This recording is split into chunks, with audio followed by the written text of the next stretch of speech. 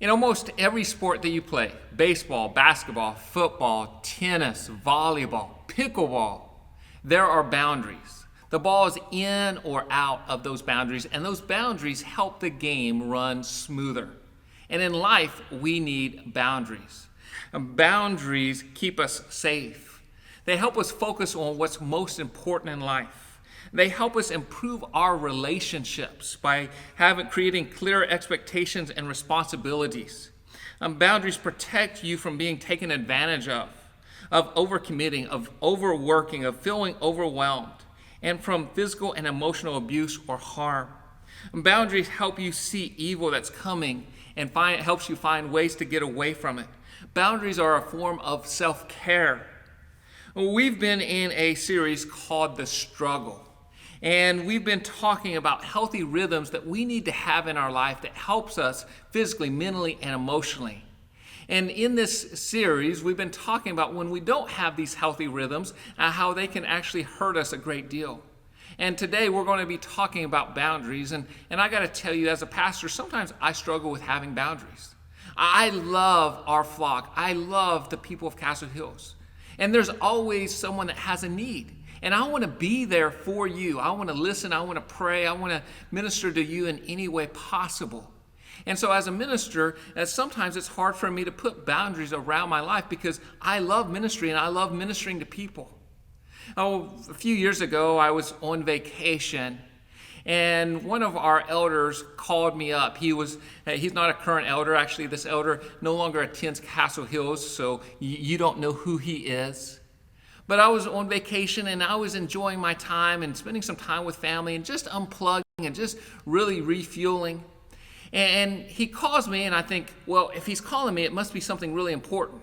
Because as a staff, we make sure that the elders know, hey, we're on vacation.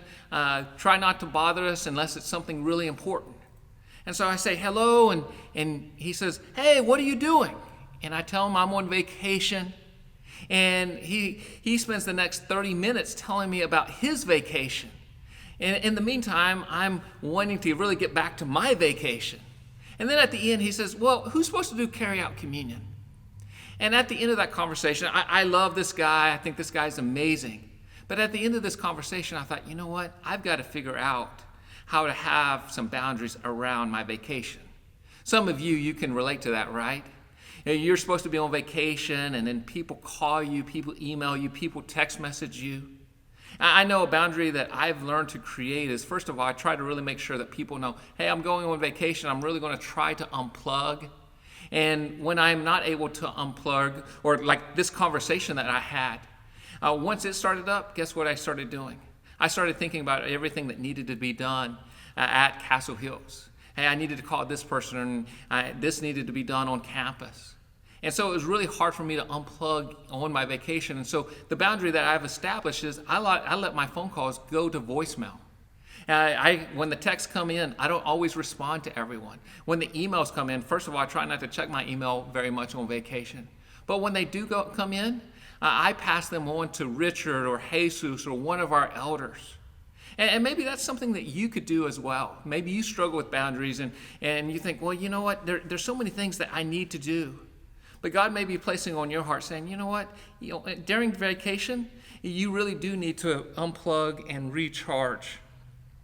Why I think that while we know that we need to have boundaries in our life, I think sometimes we confuse boundaries with walls. And I want to be very clear on this. I'm advocating for boundaries in our life, but there's a difference between boundaries and walls. A person who puts up walls says to themselves, I've been hurt and nobody is ever going to hurt me again. I'm not going to allow anyone to get close to me. And basically they wall themselves off. And so they can protect themselves from getting hurt. Now, a person with healthy boundaries says, I've experienced some hurt in my life and I need to protect myself, but I'm going to be wise and discerning as I build my relationships. And if someone begins to hurt me or try to take advantage of me, I'm going to have a discussion with this person. And if it continues, then we'll continue to put some boundaries in that relationship. And see, there's a big difference. Building walls leaves no room for healthy relationships. It closes off the possibility of relationships completely. While boundaries is something that's healthy for us. And I know they're not always easy to have or to keep. I want you to think right now, what are some boundaries that you have in your life? Of course, there's relationship boundaries, but there's a lot of other boundaries. And there's food boundaries. Maybe there's certain foods that you'll eat or you won't eat. There's physical boundaries. There's sexual boundaries. There's emotional and mental boundaries. There's spiritual boundaries. There's financial and material boundaries. There's time boundaries and conversation boundaries. Many of us, we struggle with boundaries, and I want you to also think, why do you struggle with boundaries? Why do some people struggle with boundaries? Maybe you have a friend or a coworker or a family member that struggles with boundaries. Why do we often struggle? I think one reason is fear. Fear of conflict, fear of angering people, fear of disappointing others, fear of being seen as difficult or selfish or being mean. And it's sometimes really hard for us to set boundaries when it comes to family, with our parents and with our kids, with our other relatives. We also tend to be people pleasers. I think that's one reason why we don't always set boundaries. We like people, we want people to like us. I remember when I first came to Castle Hills that first year, I had a truck, and there were several people that would contact me about helping them move. And that first year, it seemed like three or four times a month, I would end up helping someone move. And one of our secretaries pulled me aside and said, "Hey, Ronnie, you don't have to help move everyone. You need to spend some time with your family on Saturdays." And she had a lot of wisdom, and she was right. I love helping people. I loved helping them move. But at the same time, I needed to take some time to be with my family, especially on Saturdays. I think sometimes we like to feel needed. We like to be rescuers. We like to help people, whether they need help or not, or whether we're truly helping them. We like to have that role. Parents, I know sometimes we struggle with this. We like to rescue our kids from any difficulties that they may face. Well, we don't want them to go through hard times because we know sometimes going through hard times is painful, and we don't want our kids to go through that. And so sometimes, as we're doing that, we actually invade some of their boundaries, and we don't have any boundaries whatsoever. Pastor Brian Moss said, "If you constantly rescue your children from the consequences of their choices, you will be doing it for the rest of your life."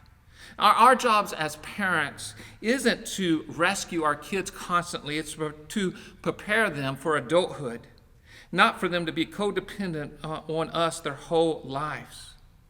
Another reason why sometimes we struggle with boundaries is we're codependent on others. We might say things such as, "I need to be in a relationship," or at least in this relationship isn't all bad. It isn't as bad as the last one. Or they would be lost without me. They need me. And sometimes we're codependent. Another reason why sometimes we struggle with boundaries is we like to do what we want to do. And if we don't have any boundaries, that means we don't have to feel guilty. We can do whatever we want to and not feel bad about it. And so what does the Bible say about boundaries?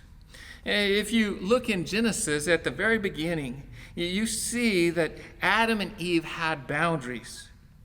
In the Garden of Eden, there was one tree, the tree of knowledge of good and evil, that they could not eat from. This tree was a boundary. The Ten Commandments are boundaries. And they're boundaries that were put in the nation of Israel's lives.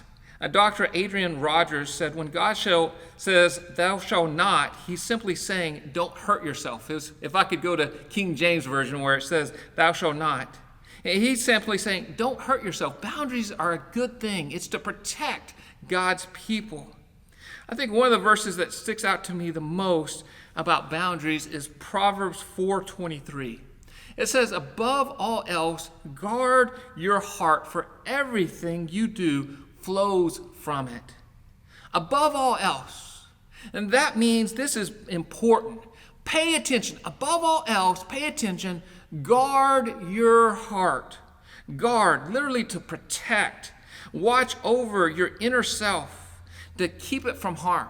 It's like put an alarm on this, put doors, put locks. Be careful. This is important. Dr. John Townsend, author with Henry Cloud of Boundaries, said the role of a boundary, whether it be the word no or a difficult conversation, or you set some kind of limit on a relationship, isn't about being selfish, but it's about guarding your heart.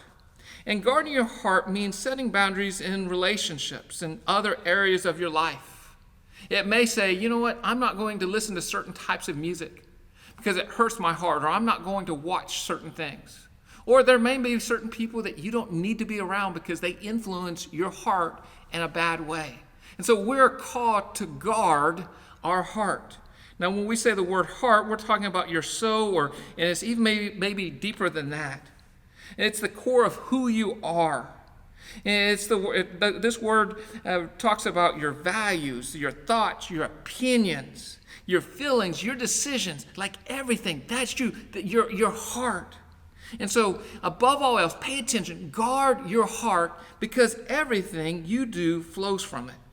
Why is your heart so important? All of your actions, how you treat yourself and how you treat others, that comes from your heart. That's directed by what happens in your heart.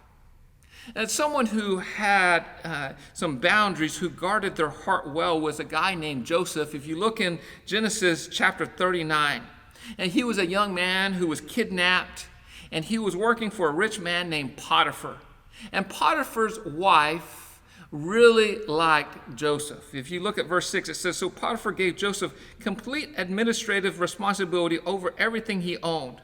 With Joseph there, he didn't worry about a thing, except for what kind of food he had to eat.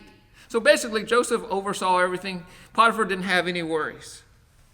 Now it says Joseph was very handsome and a well-built young man, and Potiphar's wife soon began looking at him lustfully. Come and sleep with me, she demanded. But Joseph refused. Look, he told her, my master trusts me with everything in his entire household. No one here has more authority than I do. He has held back nothing from me except you, because you are his wife. How could I do such a wicked thing? It would be a great sin against God. That was a boundary for Joseph. I am not going to touch, I'm not going to do anything with Potiphar's wife. And like Joseph, we ought to have opportunities to cheat on our spouse or girlfriend or boyfriend, to cheat on an expense report, to cheat on our income tax or a business deal. And we have to decide, how are we going to respond? What boundaries do we have in our life? If you continue to read about Joseph, we see that Potiphar's wife continued to look for a way to trap Joseph. And in verse 12, she found that perfect time and grabbed his cloak when no one was around the house. And what did Joseph do? He ran away. He fled from this. Now, Joseph still got in trouble with Potiphar, but he kept his integrity intact. And so we have to ask ourselves, what boundaries do we have in our life? Are we willing to put boundaries in our life? And Jesus had boundaries as well. If you notice, the religious leaders were constantly after him, looking for ways to trap him and criticize him. And Jesus recognized all of this. But he did not stand for their destructive tactics. He instead gently and firmly rebuked them. He forgave them and separated himself from them. If Jesus had boundaries, we too need boundaries. So this week, I want to encourage you to think about, what are some areas in your life that you need better boundaries? Are there any walls that you need to tear down and put boundaries in their place? I want you to ask God to give you wisdom and guidance. Also, talk to someone about your boundaries. Ask them to encourage and to pray for you and to hold you accountable.